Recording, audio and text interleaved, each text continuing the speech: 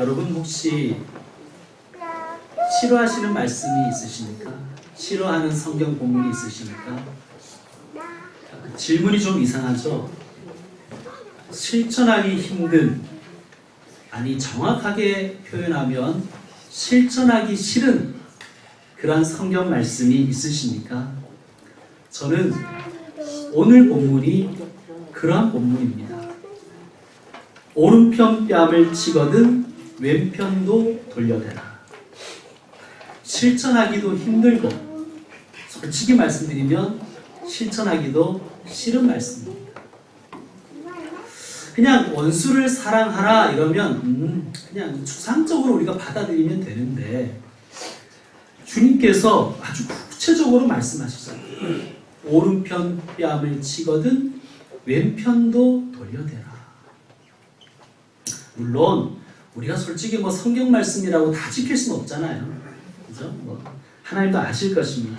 그런데 우리가 다 실천 못해도 자녀에게 가르치는 것은 있잖아요. 정직해라, 배려해라, 경청해라, 진정한 예배자 되라. 우리가 그렇게 교훈하지 않습니까? 그런데 여러분 부모의 심정으로 아들아 딸아 누가 너의 오른편 뺨을 후려치거든 왼편도 돌려대라. 이렇게 가르칠 수 있겠습니까?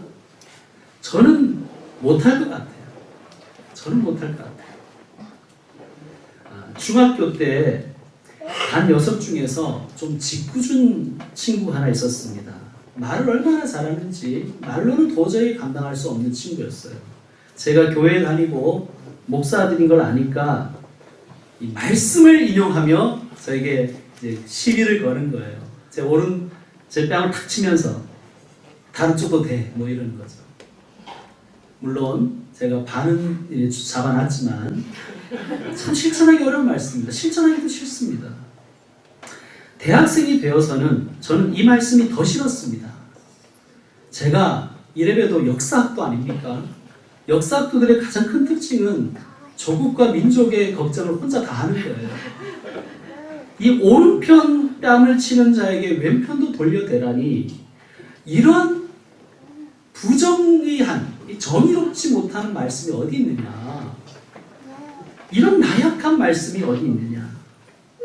그래서 저는 악착같이 성경에서 악인과 싸우라, 악과 저항해라 하는 말씀을 찾아내곤 했었습니다.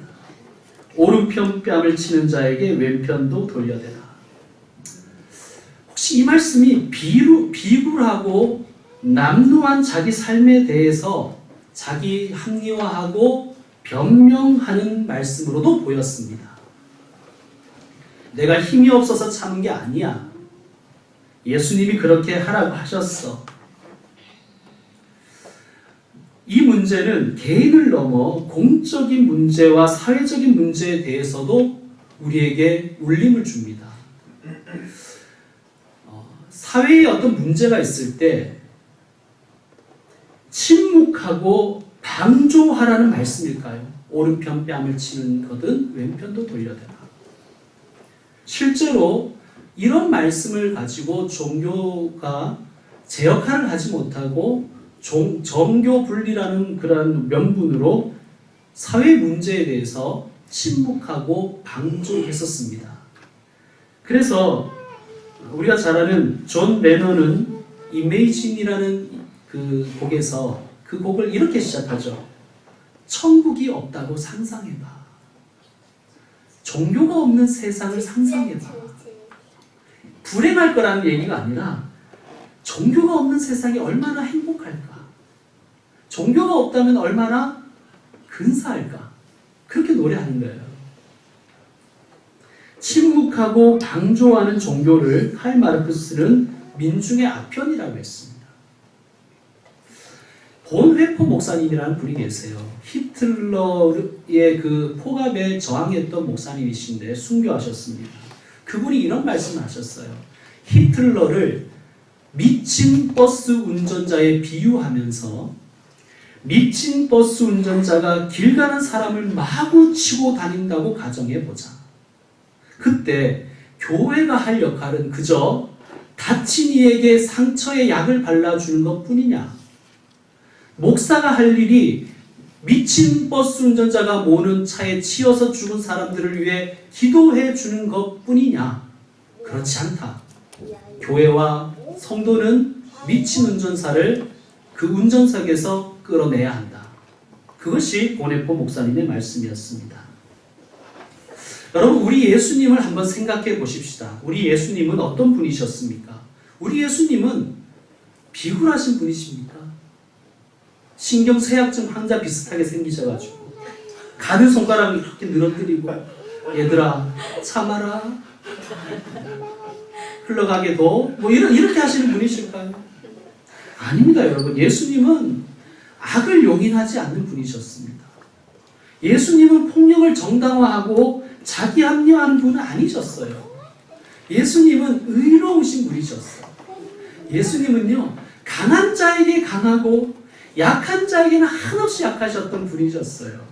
그런데 어떻게 예수님이 악을 용납해라, 그냥 모르는 척해라, 그냥 묵인해라, 방조해라 라는 뜻으로 어떻게 이 말씀을 하셨겠습니까? 오늘 말씀을 잘 풀어야 됩니다. 깊게 생각해 봐야 됩니다. 물론 여러분 중에서는 너무나 신심이 뛰어나셔서 원수를 사랑하거라 이러면 그러면 되지. 오른편 뺨을 때리고 왼편 돌려대라 그러면 되지. 목사님 뭐 그렇게 따지십니까? 이런 분도 계실 겁니다. 그러나 저처럼 이 말씀이 수긍이 안 되고 이 말씀이 싫고 순종하기엔 너무 불편하신 분들도 있을 것입니다. 그래서 제가 이렇게 쭉 보니까요, 뭐 저나 여러분이 거의 50번 100번 것 같아요. 여러분 한번 이 말씀이 과연 무슨 뜻인지, 예수님이 어떤 이 의도로 이 말씀을 하셨는지 우리 깊이 생각해 보도록 하겠습니다. 여러분, 성경을 잘 이해하기 위해서는요, 본문을 자세히 읽어야 돼요. 대충 읽으면 안 돼요. 그리고 제일 무서운 사람이 책 한 권만 읽은 사람이 제일 무섭잖아요. 그렇죠? 그래서 그런 사람이 제일 무서운 것처럼 성경만 읽으면 안 돼요. 그 당시의 역사도 읽어보고 그 역사를 생각해보고 함께 그 말씀의 배경을 생각해 봐야 됩니다. 자, 38절 39절, 오늘 38절 39절 여러분이 한번 읽어주십시오. 시작. 또 눈으로 이를 이루었다는 것을 너희가 믿었으나 나는 너희에게 이르노니 악한 자를 대적하지 말라. 누구든지 내 오르감을 치거든 왼편도 돌려내려. 아멘. 자, 어떤 상황입니까? 누가? 지금 악한 자가 악을 저지르고 있는 상황이에요. 악한 자를 대적하지 말라. 누구든지 내 오른편 뺨을 치거든. 악한 자가 폭력을 행사하고 있는 상황입니다. 그냥 뭐 친구끼리 툭탁 떼다가 한 대 맞고 이런 상황이 아니에요. 그런 데다가 적용하라고 이 말씀하신 게 아니에요. 친구한테 친구 뺨 때리고 오른편 돌려대라고 써먹으라고 주신 말씀도 아니에요. 악한 자가 악을 저지르고 있는 상황입니다. 악한 집단이 테러를 행사하고 있는 상황이에요. 그리고 40절은 어떤 상황입니까? 또 너를 고발하여. 누가 고발했다는 얘기예요? 악한 자가 악의를 가지고 불쌍한 사람들을 고발해서 재산을 갈취하려는 상황입니다. 친구끼리 그냥 뭐 과자 좀 뺏어먹고 뭐 이런 상황이 아니에요. 저 친구한테 옷 좀 달라고 했더니 안 주더라 뭐 이런 상황이 아닌 거예요. 자, 41절은 어떻습니까? 41절은 이것도 역시 마찬가지입니다. 또 누구든지, 누구든지는 누구란 얘기예요? 악한 자가 억지로 강제로 부당하게 힘없는 자들의 노동력을 착취하는 상황입니다. 자, 예수님께서 언제 이 땅에 오셨습니까? 2000년 전에 오셨어요. 어디에 오셨죠? 팔레스타인, 지금의 이스라엘 근동 그 지역에 오셨습니다. 2000년 전 유대, 팔레스타인은 로마의 식민지 상황이었어요. 로마의 식민지 상황 속에서 로마 제국의 악행과 폭력과 그리고 그들의 앞잡이들의 숙달과 착취와 부당함을 온몸으로 견뎌내야 될 백성들에게 하신 말씀이에요. 자, 이런 말씀은 2000년 전 유대 땅에만 일어나는 일들이었나요? 어떻게 생각하십니까, 여러분? 악한 자들의 횡포, 집단적인 테러, 악행, 폭력, 갑질, 착취, 부당함, 이 시대에는 존재하지 않습니까? 여러분, 그러면 이 말씀은 오늘날에도 역시 우리에게도 유효한 말씀이란 뜻입니다. 자, 그래서 예수님 오늘 이 말씀의 결론은 44절입니다. 무슨 말씀입니까? 같이 한번 읽어봅시다. 시작. 나는 너희에게 이르노니 너희 원수를 사랑하며 너희를 박해하는 자를 위하여 기도하라. 아멘. 너희 원수를 사랑하며, 원수는 이 왼수 이런 의미가 아니라 악한 자들을 의미하는 거예요. 악한 자들, 악한 집단들, 악을 행하는 사람들. 우리에게 개인적인 원수일 수도 있지만 이 사회 속에서 혹은 지역이나 국가에 해를 끼치는 집단일 수도 있습니다. 어떻게 하라고요? 원수를 사랑하래요. 원수를 위해 기도하래요. 여러분, 원수를 사랑하라는 말씀은 원수를 좋아하라는 말씀이 아니에요. 이게 우리가 착각을 자꾸 하는 거예요. 사랑하라는 게 그의 행동을 좋아하라는 게 아니에요. 그렇잖아요, 여러분. 악한 자들을 좋아한다는 것, 악한 자들이 그 악행을 좋아하는 것은 변태든지 정신분열증 환자든지 과대망상증 환자일 뿐입니다. 여러분, 그리고 악한 자를 위해 기도하라는 말씀 역시 마찬가지예요. 악한 자를 위해 기도하라는 말씀이 악한 자를 축복해 주라는 게 아니에요. 악한 자가 잘 되기를, 악한 자가 하는 일들이 잘 되기를, 그런 기도를 우리가 어떻게 할 수 있겠습니까? 악한 자의 악이 흥해서는 안 되잖아요. 원수를 사랑하라, 악한 자를 위하여 기도하라는 말씀은 악한 자가 그 악행을 멈추고 자기의 잘못을 깨닫고 회개하여 핵을 포기하고 구원을 얻게 하라는 뜻이 아니겠습니까? 비록 그가 속임수와 속셈을 가지고 우리에게 접근한다 할지라도 말이죠. 자, 이 결론을 전제로 하고 오늘 말씀을 묵상해 가야 됩니다. 자, 38절을 다시 한번 보겠습니다.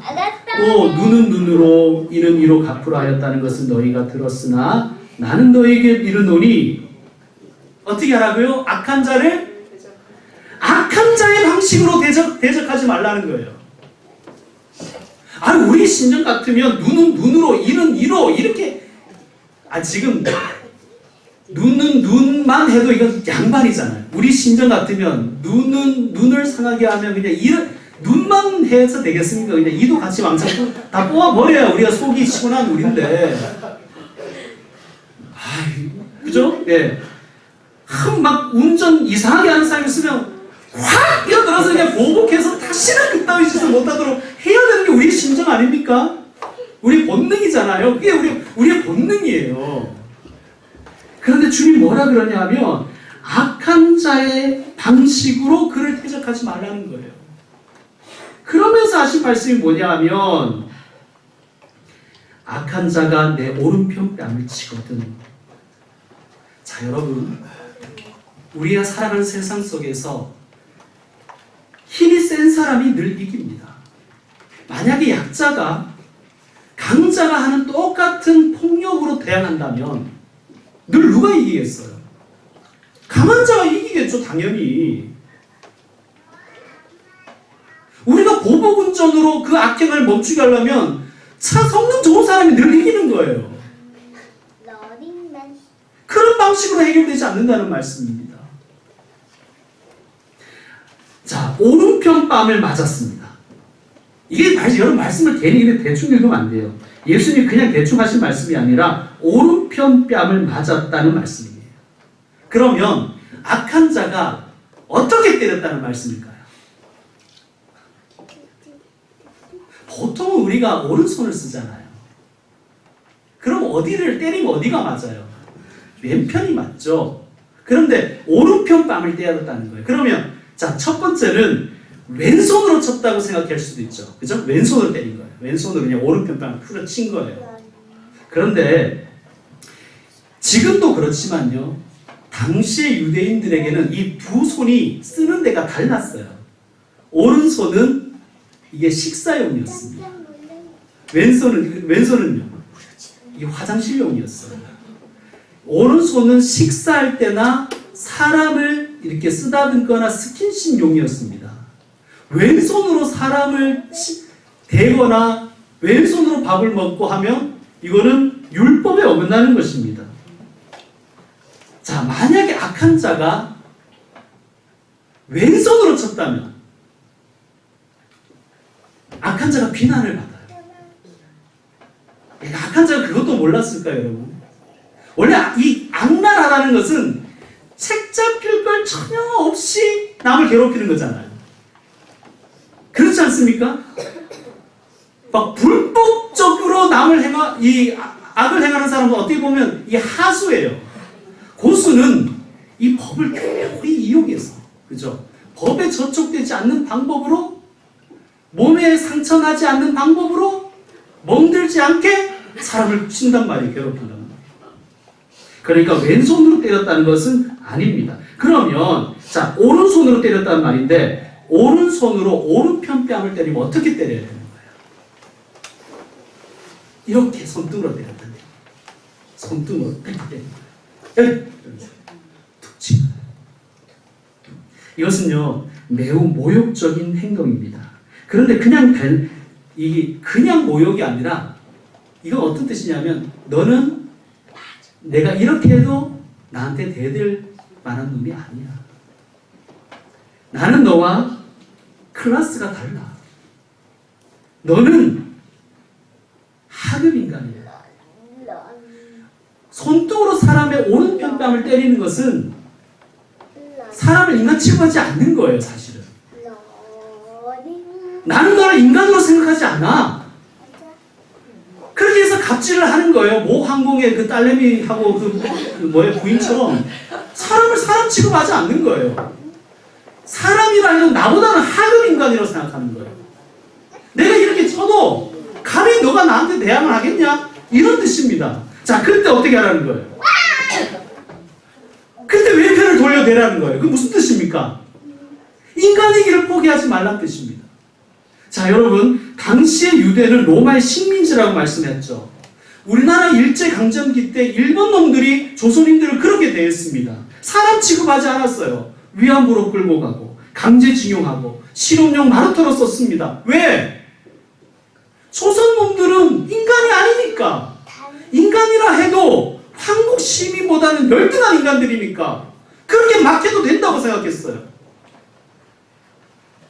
그러니까 지배자가 피지배자를 그렇게 대했고 남성이 여성을 그렇게 대했고 노예주가 노예들을 그렇게 대한 거예요. 오른손을 툭툭 치면서. 인간도 아닌 것들이. 자, 악한 자가 너의 오른편 뺨을 치거든. 어떻게 하는 얘기입니까? 네가 인간인 것을 보여주라. 그 방법으로 저항하라는 거예요. 똑같이 짐승이 되고 똑같이 괴물이 되어서 저항하라는 말씀이 아니라 나는 너와 동일한 인간이다. 나를 그런 식으로 취급하지 말라고 자신의 존엄을 지키며 저항하라니. 이건 놀라운 인간 선언입니다. 당시의 그 배경을 생각할 때 이건 놀라운 인간 선언이에요. 나는 짐승이 아니야. 나는 하급한 인간이 아니야. 나는 너와 동일한 인간으로 너 앞에 서 있는 거야. 예수님 뭐라고 하셨어요? 한 사람이 천하보다 귀하다는 거야. 이 말씀은 노예에게도 적용되고 여자에게도 적용되고 피지배 민족에게도 다 적용되는 말씀입니다. 사람 위에 사람 없고 사람 밑에 사람이 없는 거예요. 여러분, 이 땅 가운데 비인간화시키는 폭력들이 얼마나 많이 발생합니까? 마치 한 사람을 내가 마음대로 해도 되는 것처럼 내가 마음대로 해도 그는 절대 저항하지 못할 것이라고 그렇게 생각하며 사람들에게 악행을 행하는 자들이, 그런 집단들이 얼마나 많습니까? 그런데 우리 그리스도인이 어떻게 해야 된다는 얘기예요? 인간의 존엄성을 지켜가라는 거예요. 그 피해자들이 인간의 존엄성을 잃지 않도록 우리가 도와주라는 거예요. 그것이 그리스도의 사회적 책임입니다. 비폭력 저항 운동이 예수님의 정신에서 나왔다는 이야기가 바로 이 이야기입니다. 그냥 무기력하게 비굴하게 그냥 그렇게 사는 것을 합리화하라는 말씀이 아니라 똑같이 짐승처럼 똑같이 괴물이 되어서 싸우라는 얘기가 절대 아니라는 말씀입니다. 저항하라. 그러나 인간으로 저항하라. 그들보다 또 고귀한 가치를 가지고 저항하는 것입니다. 악한 자의 악행을 멈추게 하고, 악한 자가 악을 행하는 대상이 사람이며 동일한 존재 천하보다 귀한 사람인 것을 일깨우라는 거예요. 자, 여러분, 오른손 손등으로 사람을 무시하며 치는 사람에게 그가 나는 사람인 것을 보여주며 당당하게 외편을 돌려줬을 때 악한 자가 칠 수 있을까요? 만약에 친다면 그는 이 사람을 인간으로 인정하는 거예요. 인간으로 인정하는 거예요. 오른손으로 외평을 때리는 그 순간 자신이 그동안에 가졌던 모든 행동들이 잘못된 것을 스스로 모순되게 증명하는 것입니다. 두 번째, 너를 고발하여 속옷을 가지고자 하는 악한 자에게 겉옷까지도 가지게 하며. 이 말씀은요, 악한 자가 가난한 자를 법정에 고발한 상황입니다. 왜 고발했을까요? 이게 금전의 문제가, 채무의 문제가 지금 여기 있는 것입니다. 당시의 로마인들은 세리라든지 이런 유대인 앞잡이들을 동원해서 유대의 가난한 사람들을 엄청난 고리로 착취했습니다. 자, 그런데 유대율법에는 이런 게 있어요. 아무리 가난한 자가 돈을 갚지 못한다 할지라도, 그래서 그 유일한 재산인 겉옷을 저당 맡겼을 때는 밤에 되면 돌려주라고 율법에 기록되어 있어요. 왜 그럴까요? 가난한 자에게는 이 겉옷이, 우리에게는 이게 겉옷이 뭐 몇 개 되지만 유대 사람들은 이렇게 큰 천을 이렇게 둘둘둘 말고 있어요. 낮에는 옷이지만 밤이 되면 그것은 텐트고 이불입니다. 사막은, 그 광야는 밤이 되면 기온이 굉장히 많이 떨어져요. 막 영하까지도 떨어집니다. 저도 자바사 합니다. 굉장히 춥더라고요. 그런 상황에서 가난한 자의 겉옷을 계속해서 저당 잡고 있는 것은 하나님이 싫어하시는 거예요. 이걸 악한 자들이 알았어요. 그러면 법의 맹점을 이용해야 되잖아요. 그죠? 법의 틈새를 이용해서 어떻게 했냐면 속옷을 갈취하는 거예요. 속옷을 갈취하고 저당 잡으면 겉옷을 입고 있으니까 속옷을 뺏었는지 안 뺏었는지 모르잖아요. 법의 맹점을 이용하는 것입니다. 자, 그럴 때 어떻게 하라는 거예요? 너의 속옷을 가지고자 하는 자에게 겉옷까지도 가지게 하며. 그럼 어떻게 되는 것입니까? 이게 알몸이 되는 것이죠. 예. 여러분, 이 당시의 법정은 지금처럼 어떤 건물에 있는 게 아니에요. 당시의 법정은 광장이 법정이었어요. 시장이 법정이었어요. 그러니까 법의 그 재판 과정과 판결의 집행을 사람들이 다 지켜보고 있는 상황입니다. 자, 사람들이 놀리겠죠. 야, 너 왜 옷을 안 입고 다니냐? 왜 그렇게 알몸으로 다니냐? 놀릴 때 뭐라 그러겠습니까? 사실대로 말하겠죠. 그러면 사람들이 누구를 욕하겠어요? 악한 자, 채권자를 욕하는 건 아니겠습니까? 야, 있는 놈이 더하네. 아주 지독한 놈이네. 어떻게 겉옷과 속옷을 다 빼앗을 수 있냐? 무슨 뜻입니까? 악한 자들이 법을 악용하고 법의 사각지대와 법의 틈새를 이용하여 사람들을 착취할 때 어떻게 하라는 거예요? 여론의 공감을 일으키고 일으키라는 거예요. 여론의 공감을 일으키라는 겁니다. 저는요, 여러분, 요즘 미투 운동이 활발한 것을, 저는 이것은 하나님의 뜻이라고 생각합니다. 미투 운동 때문에 물론 마녀 사냥도 일어나죠. 인간이 하는 일에 뭐 완전한 것이 어디 있겠습니까? 그러나 여론은요, SNS라든지 이런 여론은요, 힘없는 자가 힘 있는 자들의 악행을 막을 수 있는 거의 유일한 방법입니다. 왜냐하면 힘 있는 자들은 법을 이용하고 법의 맹점을 악용해서 교묘한 수단으로 사람들을 갈취해내는 것입니다. 그럴 때 어떻게 하라는 말씀이에요? 여론의 공감을 일으키라. 여론의 공감을 일으키라. 여러분, 악한 자들과 악한 집단은 언제나 이렇게 얘기합니다. 가만히 있으라. 내가 알아서 해줄게. 조직을 생각해. 문제 일으키지 마. 조용히 넘어가자. 그래야 너도 좋고 나도 좋은 거야. 언제나 악한 자들과 악한 집단은 그런 식으로 사람들을 입을 다물어 버립니다. 그리고 피해자는 계속해서 양산되겠죠.